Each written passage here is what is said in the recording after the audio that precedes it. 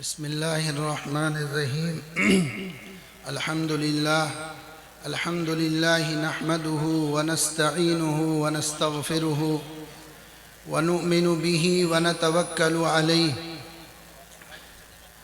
ونعوذ بالله من شرور أنفسنا ومن سيئات أعمالنا من يهده الله فلا مضل له ومن يضلله فلا هادي له ونشهد أن لا إله إلا الله وحده لا شريك له ونشهد أن سيدنا وسندنا ومولانا محمدًا عبده ورسوله صلى الله عليه وعلى آله وأصحابه وبارك وسلم تسليماً كثيراً كثيراً أما بعد فأعوذ بالله من الشيطان الرجيم بسم الله الرحمن الرحيم ومن أحسن قولاً ممن دعا إلى الله وعمل صالحاً وقال إنني من المسلمين وقال عليه الصلاة والسلام اتق المحارم تكن أعبد الناس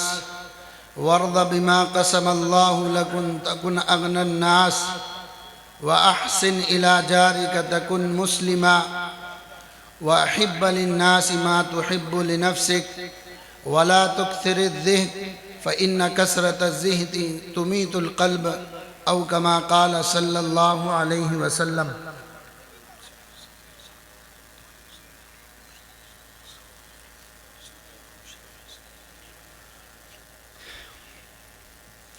معزز اور محترم علماء کرام، صدر محترم، بزرگوں، دوستوں، عزیز ساتھیوں، اللہ کا لاکھ لاکھ شکر اور اس کا احسان ہے کہ اللہ تبارک و تعالی نے آج اس جمگاہ ہم سب کو جمع فرمایا اور دین کی بات کچھ کہنے کی اور سننے کی توفیق نصیب فرمائی۔ اس لیے میری درخواست ہے، بڑا مجمع ہے، آپ حضرات دور دور سے علاقوں سے یہاں تشریف لائے ہیں، کسی مقصد کے لیے تشریف لائے ہیں۔ آپ کی مسجدوں میں پمفلیٹ لگے ہوں گے، امام صاحب کا قول آیا ہوگا، لوگوں نے آپ کو میسج کرا ہوگا، واٹس اپ کرا ہوگا کہ چلو بھائی ایک گاؤں ہے تال، اس کے اندر ایک جلسہ ہے، سیرت کا پیغام، انسانیت کے نام، آپ صلی اللہ علیہ وسلم کس لیے دنیا میں تشریف لائے ہیں، چلو چل کر وہاں پر سنیں گے اور پھر ان باتوں کو سنیں گے اور پھر اس کو دوسروں تک پہنچائیں گے۔ اس لیے میری درخواست ہے تمام احباب سے، جو احباب ادھر ادھر جا رہے ہیں ان سے بھی درخواست ہے، جہاں جگہ ملے وہاں بیٹھ جائیں، اور جو احباب پیچھے کھڑے ہوئے ہیں اگر بیٹھ سکتے ہوں تو اطمینان اور سکون سے بیٹھ جائیں۔ اگر موبائل سے کوئی کیمرے سے کوئی ویڈیو بنا رہا ہو تو ایک بڑی ویڈیو تو بن رہی ہے، یہ HD میں بن رہی ہے، اور آپ کے موبائل میں جو کیمرہ ہے وہ اس سے ہائی کوالٹی کا نہیں ہوگا، لہذا درخواست ہے کہ آپ اپنے موبائل بند کر لیں اور جب بیان ختم ہو جائے، تقریر ختم ہو جائے تو ان کو اپنا نمبر دے دیں، تو یہ آپ کے واٹس اپ پر یہ بنی ہوئی فلم آپ کو ڈال دیں گے، جو اس سے اچھی HD میں ہوگی اور کوالٹی میں ہوگی۔ آپ تو لائیو سن لیں کہ کیا کہا جا رہا ہے اور کیا پیغام دیا جا رہا ہے۔ اس لیے درخواست ہے، ایک نیت تو یہ کریں کہ انشاءاللہ عمل کی نیت سے سنیں گے، سب نیت کریں انشاءاللہ پہلے پکا۔ دوسری نیت یہ کریں کہ انشاءاللہ جو باتیں سنیں گے اس کو دوسروں تک پہنچائیں گے انشاءاللہ۔ اور تیسری یہ کہ کوئی ایسی بات ہوگی جس پر میرا عمل نہیں ہوگا تو پھر انشاءاللہ اس پر میں عمل پیرا ہوں گا۔ اللہ مجھے بھی صحیح بات کہنے کی اور ہم سب کو اس پر عمل کی توفیق نصیب فرمائے۔ جلسے کا عنوان ہے سیرت کا پیغام، انسانیت کے نام۔ میں نے آپ کے سامنے اللہ کے نبی صلی اللہ علیہ وسلم کی ایک احادیث آپ کے سامنے تلاوت کی ہے۔ میں کوشش کروں گا اور اللہ سے دعا کروں گا کہ اللہ مجھے اسی کی روشنی میں صحیح بات کہنے کی اور ہم سب کو اس پر عمل کی توفیق نصیب فرمائے۔ صحابہ کا مجمع لگا ہوا، اللہ کے نبی صلی اللہ علیہ وسلم بھی مجمع میں بیٹھے ہیں آپ نے صحابہ سے فرمایا من یأخذ عنی ہؤلاء الکلمات، بتاؤ بھائی کون شخص ہے جو مجھ سے چند باتیں لے لے اور خود اس پر عمل کرے اور دوسروں تک اس کو پہنچائے تاکہ وہ بھی اس پر عمل کریں۔ من یأخذ عنی ہؤلاء الکلمات، بتاؤ بھائی مجھ سے یہ چند باتیں کون لے گا، خود بھی اس پر عمل کرے اور دوسروں تک بھی اس کو پہنچائے۔ تو صحابہ رضی اللہ عنہم اجمعین کے مجمع سے حضرت ابو ہریرہ رضی اللہ تعالیٰ عنہ نے کہا انا یا رسول اللہ، اے اللہ کے نبی صلی اللہ علیہ وسلم میں اس کے لیے تیار ہوں، آپ مجھے بتائیں وہ کون سی بات ہیں۔ تو آپ نے حضرت ابو ہریرہ کا ہاتھ پکڑا اور پھر اس طریقے سے شمار کروایا 1 2 3 4 5 اور فرمایا یہ 5 باتیں لے لو، خود اس پر عمل کرو اور دوسروں کو اس کو بتاؤ تاکہ وہ دوسرے بھی اس پر عمل کرنے والے بنیں۔ آپ تمام حضرات سے گزارش ہے آپ بھی یہ نیت کر لیں کہ انشاءاللہ ہم ان 5 باتوں کو لیں گے، خود بھی عمل کریں گے اور دوسروں کو بھی ان کو بتائیں گے۔ پہلی چیز اللہ کے نبی صلی اللہ علیہ وسلم نے ارشاد فرمایا اتق المحارم تکن عابد الناس۔ اے ابو ہریرہ اگر تم یہ چاہتے ہو دنیا میں سب سے بڑے عبادت گزار بن جاؤ تو تمہیں کیا کرنا پڑے گا؟ ہمارے معاشرے میں کس کو عبادت گزار سمجھا جاتا ہے؟ ہمارے معاشرے میں اس کو عبادت گزار سمجھا جاتا ہے جو بہت بڑا تہجد گزار ہو، جو لمبی لمبی نفلیں پڑھتا ہو، ذکر و تلاوت کرتا ہو، تسبیحات لمبی لمبی پڑھتا ہو، بہت ذکر و اذکار کرتا ہو، دن بھر مسجد میں بیٹھا رہتا ہو۔ ہمارے معاشرے میں اس کو عبادت گزار سمجھا جاتا ہے، اس کے بارے میں کہا جاتا ہے یہ ہمارے گاؤں کے سب سے بڑے عبادت گزار ہیں، ان کی اتنے سالوں سے تہجد قضا نہیں ہوئی، یہ ہمارے گاؤں کے سب سے بڑے متقی اور پرہیزگار ہیں، یہ 12 گھنٹے مسجد میں رہتے ہیں، روزانہ 3 پارے قرآن کی تلاوت کرتے ہیں، اتنی مرتبہ درود شریف پڑھتے ہیں، اتنی مرتبہ یہ کرتے ہیں۔ اللہ کے نبی صلی اللہ علیہ وسلم نے ارشاد فرمایا اتق المحارم تکن عابد الناس، تم سب سے بڑے عبادت گزار بننا چاہتے ہو تو تمہیں کیا کرنا پڑے گا؟ اللہ کے نبی نے کس کو سب سے بڑا عبادت گزار بیان کیا ہے؟ اللہ کے نبی نے سب سے بڑا عابد کس کو کہا ہے؟ کون عابد ہوگا؟ زیادہ نمازیں پڑھنے والا، زیادہ روزے رکھنے والا، زیادہ تہجد پڑھنے والا، زیادہ ذکر و اذکار کرنے والا نہیں۔ اللہ کے نبی نے فرمایا اتق المحارم تکن عابد الناس، تم اپنے آپ کو حرام سے بچا لو، تم اپنے آپ سے حرام کو بچا لو، سب سے بڑے عبادت گزار بن جاؤ گے۔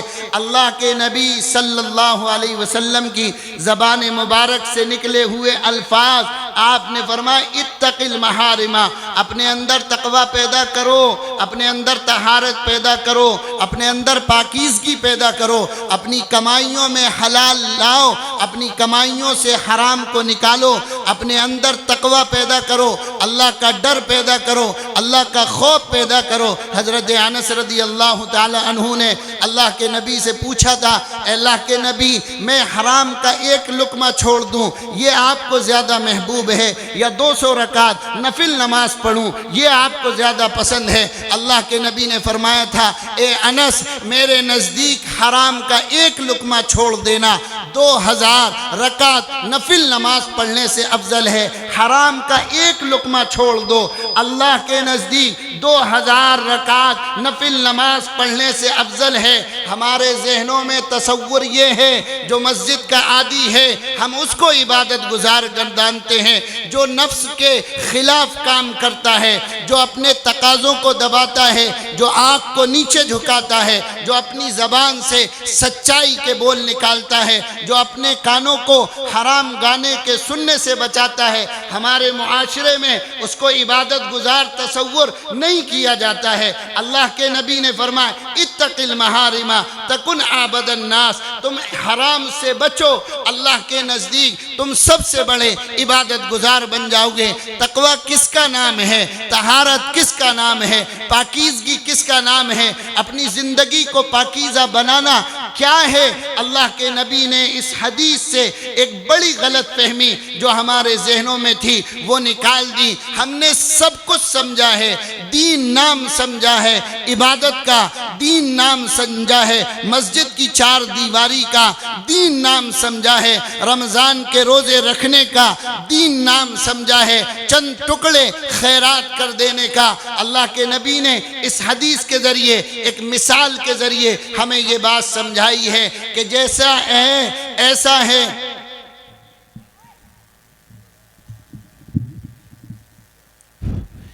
حدیث کے ذریعے اللہ کے نبی صلی اللہ علیہ وسلم نے یوں بتایا، جیسے عبادت کی مثال ایسی ہے جیسے آپ نے ایئر کنڈیشن اپنے کمرے میں لگوایا ہے۔ ایک ایئر کنڈیشن کسی نے اپنے کمرے میں لگوایا، اس کا کام یہ ہے کہ کمرہ ٹھنڈا ہو، لیکن کیا کرا اس نے؟ کھڑکیاں بھی کھول دیں، دروازے بھی کھول دیے، ایئر کنڈیشن چالو ہے، ہوا آ رہی ہے، کمرہ ٹھنڈا نہیں ہوتا۔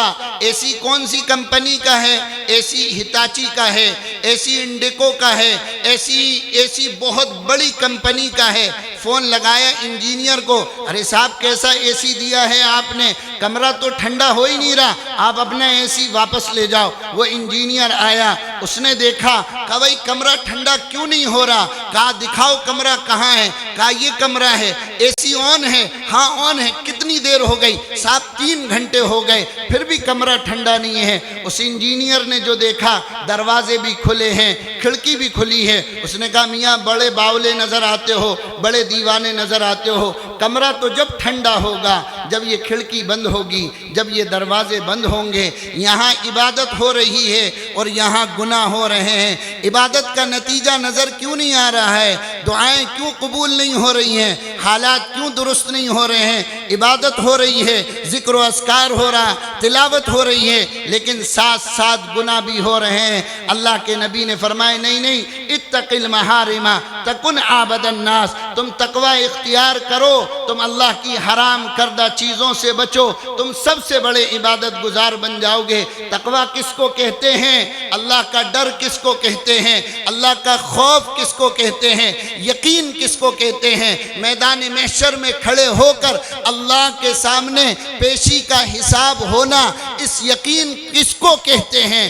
اس کا واقعہ، اس کی سمجھ آپ کو اس وقت آئے گی۔ مولانا عمر صاحب پالنپوری رحمت اللہ علیہ نے کتاب میں لکھا ہے، بغداد کے اندر ایک سوداگر تھا، بغداد کے اندر ایک سوداگر تھا، تاجر آدمی تھا، بڑی تجارت کرتا تھا، زندگی بڑی عیش کی عشرت کی گزر رہی تھی۔ اللہ نے اس کو ایک نیک صالح بیوی عطا فرمائی تھی۔ بہت غور سے سننا ہے، ہو سکتا ہے میرے بیان کا خلاصہ اسی واقعے کے اندر ہو۔ فرمایا کہ بہت بڑا تاجر تھا، تجارت کرتا تھا، سوداگری کرتا تھا، اللہ نے اس کو ایک خوبصورت بیوی دی، اس کے ساتھ زندگی گزار رہا، بہترین تجارت چل رہی، بہترین زندگی گزر رہی ہے۔ کچھ وقت کے لیے وہ سفر پہ چلا جایا کرتا تھا، دور سفر پر جایا کرتا تھا، پھر کچھ دن وہاں رہ کر واپس آ جاتا تھا، تو اس کی بیوی بہترین سکون کے ساتھ، اطمینان کے ساتھ زندگی گزر رہی، لیکن اس کی بیوی کو چند دنوں کے بعد یہ محسوس ہوا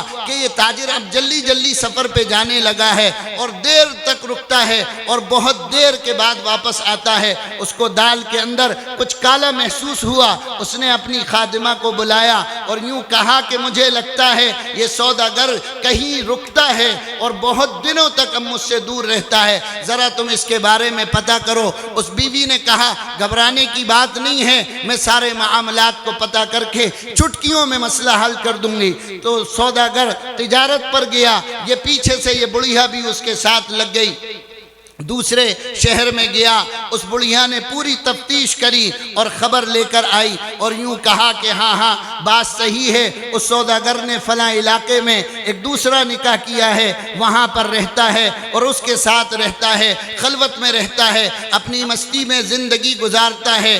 اب اس کو جو جلن پیدا ہوئی، جو حسد پیدا ہوا، تو اس کے اندر جلن پیدا ہوئی، اس نے کہا آنے دو، آج اس کی خبر لوں گی۔ لیکن جب وہ کچھ دن تک نہیں آیا تو اس نے ذرا اپنے دل کو ٹھنڈا کیا اور ٹھنڈے دماغ سے سوچا کیا ہوا اگر اس تاجر نے ایک نکاح کر لیا، اس نے میرے حقوق کو تو پامال نہیں کیا ہے، اس نے تو ایک نکاح کیا ہے، شریعت کے ایک حکم کو پورا کیا ہے، پھر پھر میرے اس نے حقوق کی خلاف ورزی نہیں کی ہے، لہذا میں اس سے کچھ نہ کہوں گی، جیسی زندگی گزارتی تھی ویسی ہی گزارتی رہوں گی۔ وہ تاجر آیا، اس کے ساتھ رہا، اس نے جیسا پہلے وہ عورت حسن سلوک کرتی تھی یہ بھی اسی کی طرح حسن سلوک کرتی رہی۔ کچھ دنوں کے بعد تاجر کی طبیعت خراب ہوئی، اس کا انتقال ہوا۔ اس کے بعد اس نے اس کی عدت گزاری، اس تاجر کے رشتہ دار آئے، میراث تقسیم ہوئی تو اس عورت کا حصہ لگایا، اس کو اپنا حصہ دیا،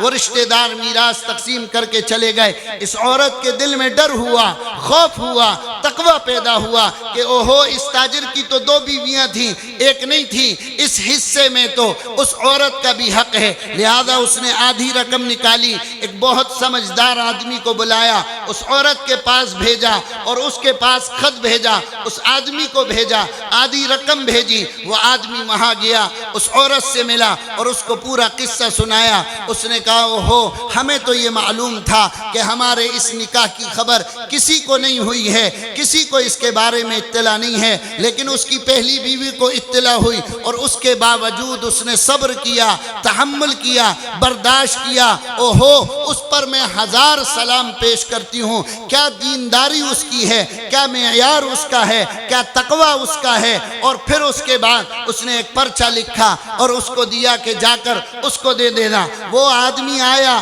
اور وہ پرچہ بھی اس کو دیا اور وہ سارا دینار درہم کی تھیلی واپس کر دی۔ اس نے کہا کیا ہوا؟ اس نے کہا یہ پرچے میں سارا لکھا ہوا ہے۔ اس نے پرچہ کھولا اور پڑھا تو اس عورت نے جواب دیا کہ ہم تمہاری سچائی پر، امانت داری پر سلام پیش کرتے ہیں، تمہیں تو پتہ تھا کہ اس کا نکاح کہیں ہوا ہے، لیکن اس کے باوجود تم نے سوکن کی جو بات ہوتی ہے وہ تم نے پیش نہ کری۔ میں تم پر سلام پیش کرتی ہوں، لیکن بہن سنو، کچھ دن سے اس سوداگر سے میرا جھگڑا ہوا تھا اور جھگڑا ہونے کے بعد اس نے مجھے طلاق دے دی تھی اور میں اس کی عدت گزار چکی ہوں، لہذا اب میں یہ پیسے تمہیں واپس کرتی ہوں، اس میں اب میرا کوئی حق نہیں ہے، اس میں صرف تمہارا حق ہے۔ میرے عزیز دوستوں اور ساتھیوں، اس کا نام تقوی ہے، اس کا نام طہارت ہے، اس کا نام حرام سے بچنا ہے۔ اتق المحارم تکن عابد الناس،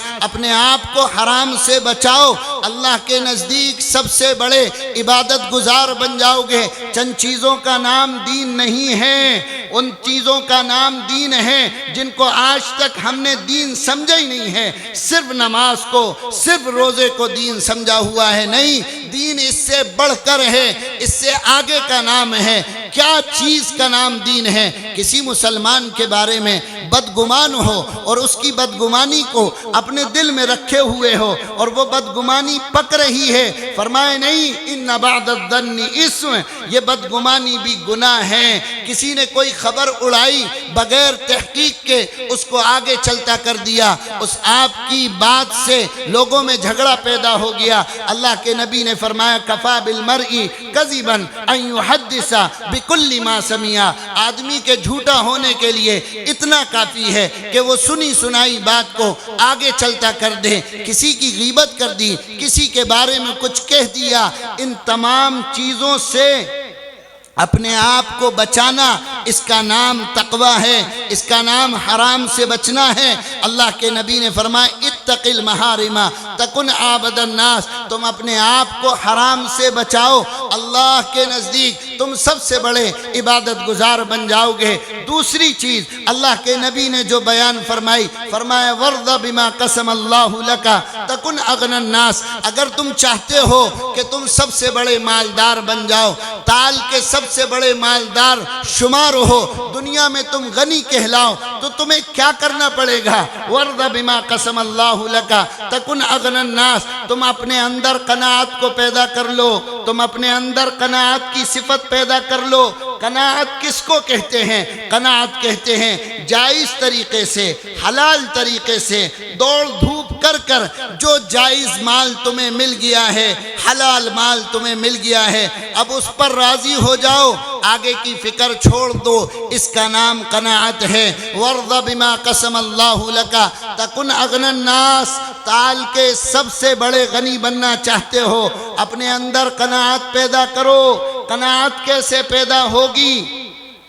اللہ نے جو دیا ہے اس پر صبر کر جاؤ، یہ کیسے پیدا ہوگا؟ اللہ کے نبی صلی اللہ علیہ وسلم نے فرمایا، اس کا نسخہ بیان فرمایا دین کے معاملے میں اپنے سے اونچے کو دیکھو، اپنے سے اونچے کو دیکھو، اور دنیا کے معاملے میں اپنے سے نیچے کو دیکھو، تمہارے اندر قناعت پیدا ہوگی۔ ساری دنیا میں کیا کیا نہیں ہو رہا، کس کا کیا کہو گے، کہاں تک دیکھو گے اونچے لوگوں کو؟ اگر اونچوں کو دیکھو گے دنیا کے بارے میں تھک ہار جاؤ گے، لیکن ان کی برابری نہیں کر پاؤ گے۔ اللہ نے ایک صفت دی ہے، اپنے اندر رکھی ہے، وہ صفت کیا ہے؟ وہ صفت ہے قناعت کی۔ وَارْضَ بِمَا قَسَمَ اللَّهُ لَكَ تَكُنْ أَغْنَى النَّاسِ۔ عون بن عبداللہ ایک محدث ہیں، فرمایا شروع میں امیر لوگوں کے ساتھ اٹھا بیٹھا کرتا تھا تو دل کے اندر ہمیشہ تنگی رہتی تھی، پریشانی رہتی تھی، ارے کیسی زندگی گزر رہی ہے۔ پھر اللہ کے نبی کی یہ حدیث سامنے آئی، میں نے نیچے لوگوں کے ساتھ رہنا شروع کر دیا، دل کے اندر شکر کی صفت پیدا ہو گئی، دل کے اندر قناعت پیدا ہو گئی۔ کہاں تک اونچے لوگوں کو دیکھو گے، کہاں تک دیکھو گے؟ اللہ نے جو گاڑی دی ہے اس پر قناعت اختیار کرو۔ بی ایم ڈبلیو والوں کو دیکھو گے تو وہ اس سے اوپر والوں کو دیکھیں گے، اس سے اوپر والوں کو دیکھو گے تو وہ ہوائی جہاز والوں کو دیکھیں گے۔ کہاں تک دیکھو گے؟ دنیا کا سب سے بڑا، سب سے مہنگا بازار ایک ہے لاس اینجلس، جہاں ابھی آگ لگی تھی۔ دنیا کا سب سے مہنگا ترین بازار لاس اینجلس کے اندر ہے۔ مفتی تقی صاحب نے لکھا ہے، میرا اس بازار میں جانا ہوا، میرے میزبان نے بتایا حضرت دنیا کا سب سے مہنگا ترین بازار یہ ہے، اس کے اندر ایک ایک چیز لاکھوں ڈالر کی ہے۔ یہ موزے حضرت جو آپ سامنے دیکھ رہے ہیں، یہ $200 کا موزہ، ایک موزہ $200 کا ہے۔ حضرت یہ سوٹ جو آپ دیکھ رہے ہیں شو پیس میں رکھا ہے، حضرت یہ $20,000 کا ایک سوٹ ہے۔ حضرت یہ دکان جس کی ہے یہ صرف سوٹ بیچتا نہیں ہے بلکہ آپ کی باڈی کو دیکھتا ہے اور پھر اس باڈی پر سوٹ کو تجویز کرتا ہے کہ آپ کی باڈی پر یہ سوٹ جچے گا،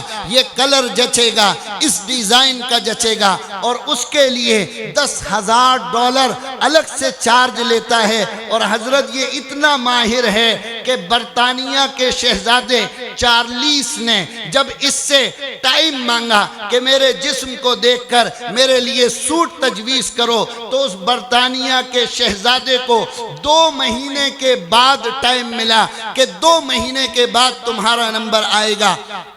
اب اس کے پاس پیسہ بھی ہے، اب اس کے پاس سب کچھ ہے، لیکن 2 مہینے تک وہ جل رہا ہے، کڑ رہا ہے کہ آئے ہے میرا وہ جسم کو دیکھے گا تو میرے سوٹ کو ڈیزائن کرے گا۔ سب کچھ ہونے کے باوجود 2 مہینے تک للک ہے، 2 مہینے تک تڑپ ہے کہ میں اس کا بنایا ہوا سوٹ کب پہنوں گا، چونکہ قناعت نہیں ہے۔ پھر مفتی تقی صاحب نے لکھا، اسی سے 2 میل کے فاصلے پر ایک جگہ گیا، وہ وہاں میں نے دیکھا ٹھیلا چلانے والے پیپسی اور کوکو کولا کے پیکٹ کو اکٹھا کر کے بیچنے والے اور اسی سے اپنا کام چلانے والے، اور رات کے وقت اپنے ٹھیلے میں سے کمل نکال کر اسی ٹھیلے پر سو جانے والے۔ ارے کبھی اسٹیشنوں پر جاؤ، پلیٹ فارم پر دیکھو لوگ کیسے پلیٹ فارم پر رات گزارتے ہیں۔ سردی کی ٹھنڈی راتیں ہوتی ہیں، اس کے باوجود اوڑھنے کے لیے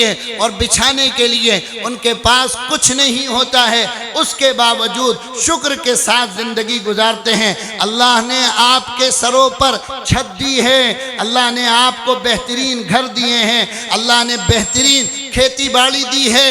پھر کیوں میرے عزیز دوستوں اور ساتھیوں اپنے اندر قناعت کی صفت پیدا نہیں کرتے ہو؟ جب آپ کے بیٹے کی شادی ہوتی ہے تو پھر کیوں جہیز کا مطالبہ کیا جاتا ہے؟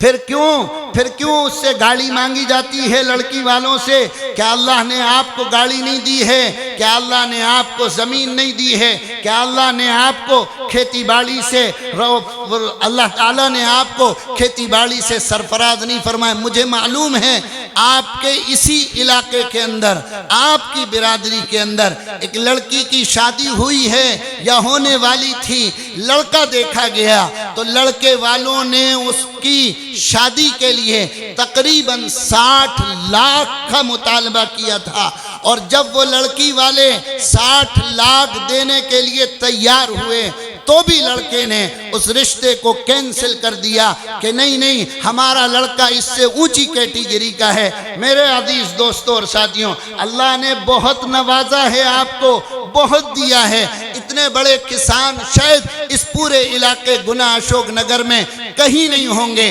جتنی مال، جتنی دولت، جتنی زمینیں اللہ نے آپ کو دی ہیں۔ پھر کیوں جہیز کے نام پر خیرات مانگی جاتی ہے؟ پھر کیوں جہیز کے نام پر بھیک مانگی جاتی ہے؟ ارے یہ بھی کوئی طریقہ ہے؟ وہ اپنی بیٹی آپ کو دے رہا ہے، پھر آپ اس سے کہو گاڑی دو، پھر آپ اس سے کہو ہمارے یہاں مہمان، تمہارے یہاں مہمان آئیں گے۔ کتنے آئیں گے؟ 500 آئیں گے۔ مجھے مرینہ سے ایک حاجی صاحب کا فون آیا اور یوں کہا مفتی صاحب ہم 250 باراتی لیے جا رہے ہیں۔ 250 صحیح ہیں، لے جا سکتے ہیں شریعت کے اعتبار سے یا نہیں لے جا سکتے ہیں؟ میں نے کہا 250 پوچھ رہے ہو، پہلے یہ تو پوچھو کہ بارات لے جانا بھی ٹھیک ہے یا نہیں ہے؟ کہنے لگے صاحب ہمارے یہاں کا رواج ہے 250 تو بہت کم ہے، لے جائیں اتنے یا نہیں لے جائیں؟ میں نے کہا حاجی صاحب اپنے دل پر ہاتھ رکھ کر اللہ کی قسم تمہیں دیتا ہوں، میں تم سے پوچھتا ہوں اگر تمہارے یہاں 250 مہمان آ جائیں، کیا بتاؤ تم انہیں خوش دلی سے کھانا کھلاؤ گے؟ لا يحل مال امرئ مسلم الا بطیب نفس منہ، اللہ کے نبی نے فرمایا کسی کا مال اس وقت تک حلال نہیں ہے جب تک وہ دل کی خوشی کے ساتھ آپ کو کھانا نہ کھلائے، جب تک نہ دے۔ کیا ہے؟ کیا چاہتے ہو؟ اللہ کا عذاب برسوانا چاہتے ہو؟ اس کو دین سے خارج کر دیا، اس کو باہر نکال دیا۔ نہیں صاحب شادی علماء سے مشورہ، نہیں صاحب علماء سے نماز کے روزے کے، زیادہ ہوا تو صدقے اور خیرات کے مسئلے پوچھیں گے، اس کے آگے کے نہیں میرے عزیز دوستوں اور ساتھیوں، معاشرت کا تعلق بھی دین سے ہے۔ شادی کا مسئلہ، بیاہ کا مسئلہ، یہ بھی احکام اسلام میں سے ہے۔ وَمِنْ آیَاتِهِ أَنْ خَلَقَ لَكُمْ مِنْ أَنفُسِكُمْ، یہ اللہ تبارک و تعالی نے اس نکاح کو اپنی آیات اور بینات بیان فرمایا ہے۔ آپ کیا کرنا چاہتے ہیں؟ کیا بتانا چاہتے ہیں؟ کیا پیغام دینا چاہتے ہیں؟ دنیا کے مسلمان دیکھنا چاہتے ہیں ارے بھائی کوئی تال سے کھڑا ہو، کوئی بمولیا سے کھڑا ہو، کوئی کروائی سے کھڑا ہو، کوئی کسی علاقے سے کھڑا ہو، کیسی شادی ہوئی، ماشاءاللہ مسجد میں نکاح ہوا، چند علماء کرام آئے، مسجد کے اندر نکاح پڑھایا، 2 4 10 لوگ آ گئے۔ میں گنا ضلع سے رہنے والا ہوں، میں اپنی بڑائی نہیں بیان کرتا، لیکن ہم نے اپنے علاقے میں بات چلائی، الحمدللہ ثم الحمدللہ، میری کوئی اوقات نہیں، کوئی بساط نہیں، لیکن اس کے باوجود 60% نکاح مسجد میں ہونے لگے۔ 500 آدمی بارات میں جاتے تھے، 50 تک لے کے ہم آئے ہیں، اور امید ہے انشاءاللہ کہ 10 پر اور 15 پر بھی انشاءاللہ لوگ آئیں گے۔ آپ کا علاقہ زرخیز ہے، آپ کے ہر گھر میں علماء موجود ہیں، مفتیان موجود ہیں، آپ ان سے مسائل تو پوچھو، آپ ان سے فتویٰ تو پوچھو، جہیز لے سکتے ہیں۔ علامہ شامی رحمت اللہ علیہ نے روایت نقل کی ہے، اگرچہ ضعیف ہے، امام طبرانی رحمت اللہ علیہ سے روایت نقل کی ہے کہ جو شخص اللہ کے نبی نے فرمایا لڑکی سے شادی اس لیے کرے تاکہ مال اس کو ملے، اللہ اس کو ذلیل کرے گا۔ جو شخص شادی اس لیے لڑکی سے کرے کہ اس کی عزت بڑھ جائے، اللہ اس کو ذلیل کرے گا۔ جو شخص لڑکی سے شادی اس لیے کرے تاکہ اس کا مال بڑھ جائے، اللہ اس پر فقر و فاقے کو مسلط کر دے گا۔ کیا چاہتے ہو؟ آپ نے جہیز کا ایک پر رونق اسٹیج لگا دیا، لوگ 1000 قسم کے مہمان آئے، جہیز دیکھا اور سب نے تعریف کری۔ ارے کبھی سوچا اسی گاؤں میں، آپ کے محلے میں چند بیوائیں بھی تو رہتی ہیں اور ان کی بھی تو بچیاں ہیں، جب وہ وہاں سے گزرتی ہوں گی اور اس جہیز کی پر رونق اسٹیج کو دیکھتی ہوں گی تو کیا ان کے دل میں کچوکے نہیں لگتے ہوں گے؟ اور کیا وہ یہ نہیں سوچتے ہوں گے کاش کہ آج میرا باپ بھی زندہ ہوتا تو میرے لیے سارا سامان لگاتا؟ کبھی آپ نے اس کو بھی سوچا یہ جو اس یتیم بچی کے دل پر کچوکے لگ رہے ہیں یہ اس کا موادہ کہاں ہے؟ اس کی دوا کہاں ملے گی؟ مولانا علی میاں صاحب رحمت اللہ علیہ کے پاس ایک صاحب نے خط لکھا اور یوں کہا حضرت آپ پرسن اللہ کے صدر ہیں، اللہ نے مجھے 4 بیٹی دی ہیں لیکن چاروں کا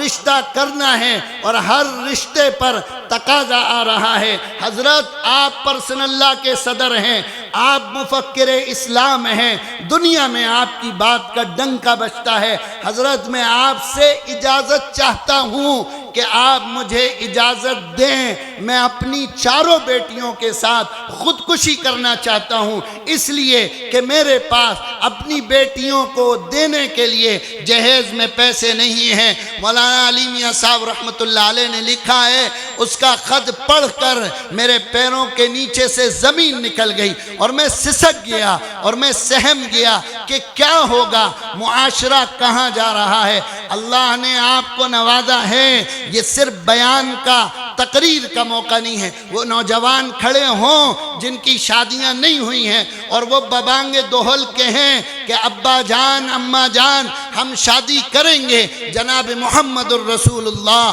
صلی اللہ علیہ وسلم کے سنت کے طریقے پر، من تمسک بسنتی عند فساد امتی فلہ اجر 100 شہید۔ اللہ کے نبی نے فرمایا جو شخص میری سنت کو اس وقت زندہ کرے گا جب میری سنتوں کے جنازے نکل رہے ہوں گے، اللہ کے نبی نے فرمایا اللہ اس کو 100 شہیدوں کا ثواب عطا فرمائے گا۔ پورے تال کے اندر، پورے بمولیہ کے اندر کوئی اتنا امیر نہیں ہوگا جتنا عبد الرحمن ابن عوف امیر تھے، کوئی اتنا مالدار نہیں ہوگا جتنا عبد الرحمن ابن عوف امیر تھے۔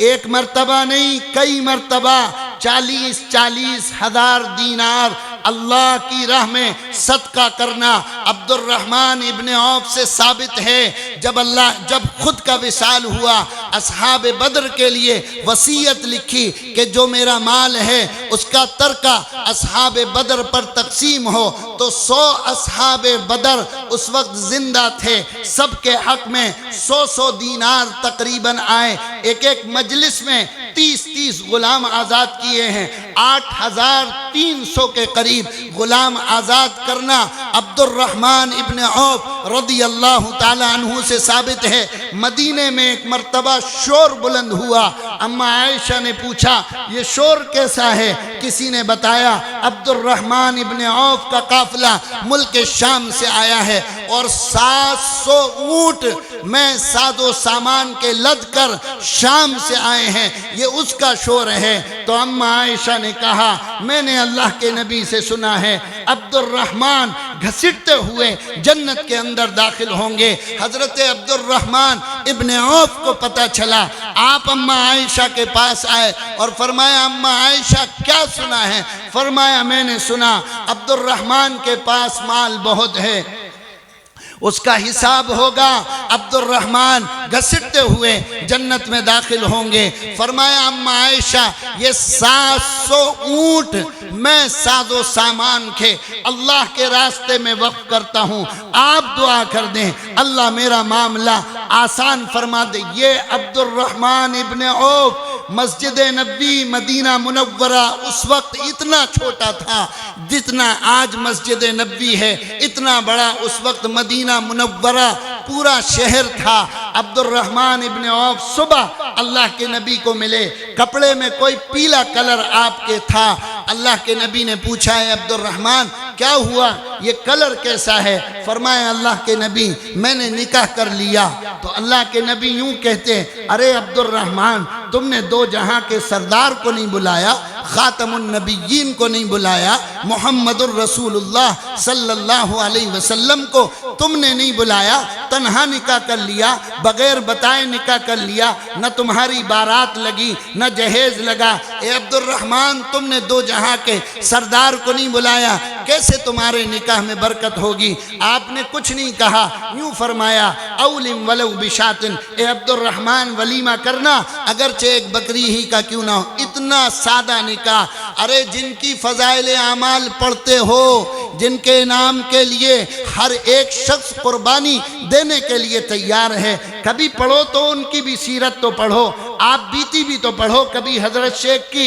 हजरत शेख ने आप बीती में लिखा है, मैंने 17 या 18 निकाह किए हैं, लेकिन मुझे 17 या 18 निकाह हजरत ने नहीं, मतलब हजरत ने अपने हाथ से अपनी बेटी और बेटियों के 17 या 18 निकाह किए हैं। फरमाया मुझे इस बात में ज़रा सा तहम्मुल होता है और मुझे ये बात समझ में नहीं आती है कि मेरे लिए 17 या 18 निकाह करना ज़्यादा मुश्किल था या 2 रकात नफिल नमाज पढ़ना ज़्यादा मुश्किल था।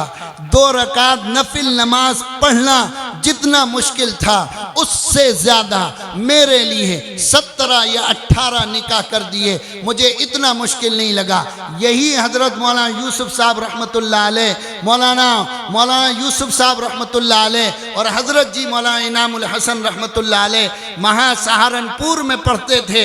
यहाँ हज़रत मदनी रहमतुल्लाह अलैह तशरीफ़ लाए, हज़रत शेख ने घर में खबर भेजाई, भाई हज़रत मदनी तशरीफ़ लाए हैं, बच्चियों से कह दो ज़रा सा तैयार हो जाएं और कुछ पान आन खा लें, ज़रा होंठ लाल हो जाए, आज असर के बाद जुमरात का दिन है, इनके निकाह कर देंगे। तो घर से खबर भेजी बड़ी बी ने कि आप पहले बता देते, कुछ कपड़े वगैरह बन जाते। तो हज़रत शेख रहमतुल्लाह अलैह ने ऐसा रूखा जवाब दिया, फरमाया मुझे नहीं मालूम था कि घर के अंदर बच्चियां नंगी घूमती हैं, क्या कपड़े नहीं हैं, क्या कपड़े नहीं पहनती हैं। और असर के बाद निकाह हुआ और ये निकाह हुआ।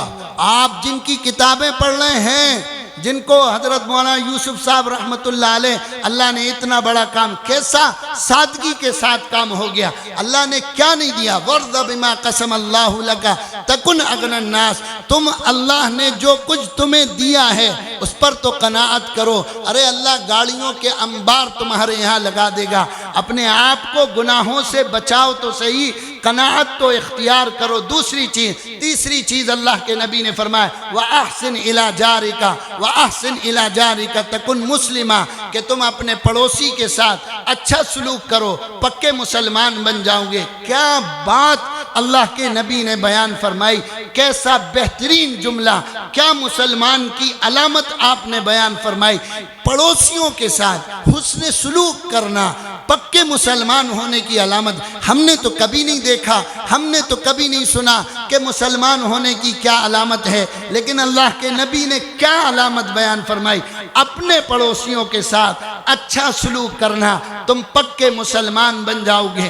किसको पड़ोस कहते हैं? उलमा ने लिखा, मस्जिद के दरवाजे पर खड़े हो और आवाज़ लगाओ, जहाँ तक तुम्हारी आवाज़ जाएगी वो तुम्हारा पड़ोस है। हज़रत आयशा फरमाती हैं, 40 घर आगे, 40 घर पीछे, 40 घर दाएं, 40 घर बाएं, ये तुम्हारा पड़ोसी है। और बाज़ उलमा ने फरमाया, जो शख्स फजर की नमाज में तुम्हारे साथ मस्जिद में शरीक हो वो तुम्हारा पड़ोसी है। अल्लाह के नबी ने फरमाया, हज़रत जिब्रील अमीन ने मुझे इतनी पड़ोसी के बारे में वसीयत की, इतनी वसीयत की, इतनी वसीयत की, मुझे लगा शायद मीरास में ये पड़ोसी का हिस्सा हो जाएगा। यूं बैठे अल्लाह के नबी, यूं ऐसे, और फिर फरमाया वल्लाहि ला युमिन, वल्लाहि ला युमिन, वल्लाहि ला युमिन। सहाबा में एकदम सहाबा के चेहरे के रंग बदल गए। अल्लाह के नबी ने फरमाया, खुदा की कसम वो मोमिन नहीं, खुदा की कसम वो मोमिन नहीं, खुदा की कसम वो मोमिन नहीं। फरमाया कौन? अल्लाह के नबी फरमाया, अल्लज़ी ला यअमनु जारुहु बवाइक़हु, वो शख्स पक्का मुसलमान नहीं, पक्का मोमिन नहीं कि उसकी शरारतों से उसका पड़ोसी मामून ना हो, महफूज ना हो। अल्लाह के नबी ने फरमाया, जिसने अपने पड़ोसी को तकलीफ दी उसने मुझे तकलीफ दी, और जिसने मुझे तकलीफ दी उसने अल्लाह को तकलीफ दी। जिसने अपने पड़ोसी से झगड़ा किया اس نے مجھ سے جھگڑا کیا، اور جس نے مجھ سے جھگڑا کیا اس نے مجھ سے نہیں کیا، اس نے اللہ سے جھگڑا کیا۔ ارے اپنے پڑوسی کو تکلیف دینے والوں، اللہ سے جھگڑ رہے ہو، اللہ سے لڑائی لڑ رہے ہو۔